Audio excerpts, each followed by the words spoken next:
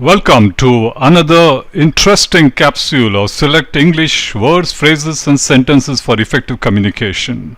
I am Ajoy Basu.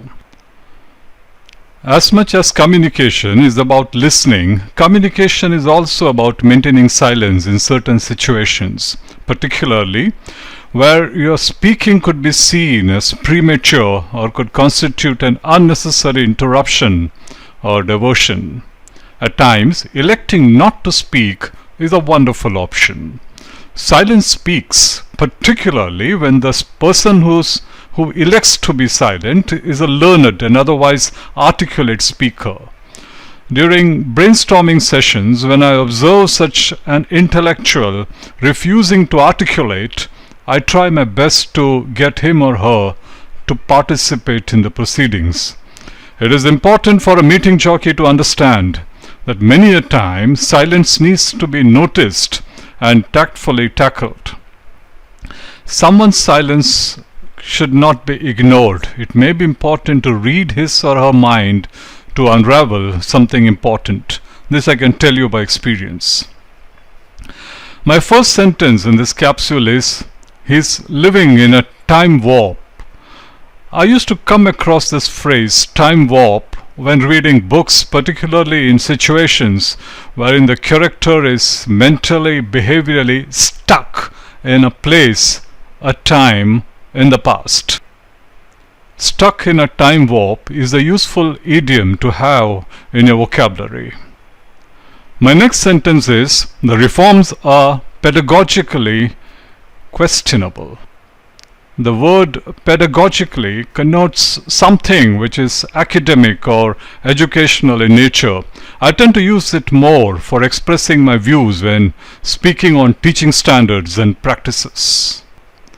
We move to the next slide, in which my next sentence is, synthesizing information made from different things.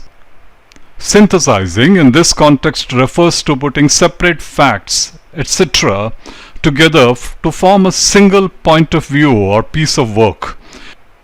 In common parlance, a very useful word to deploy in formal communication. My fourth sentence is, we must perforce be careful.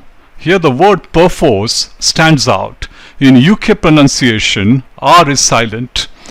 Perforce refers to something which is necessarily the case. In the given sentence, it refers to being necessarily careful. Another sentence, we can use it in is, we have to perforce recognize that the problem is dangerous.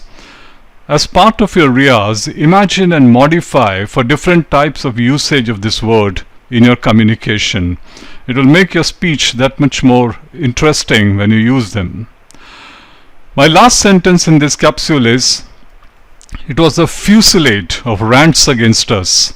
Fusillade connotes a large number or amount of bullets or questions fired at the same time. A powerful and aggressive word, it suggests an overwhelming situation.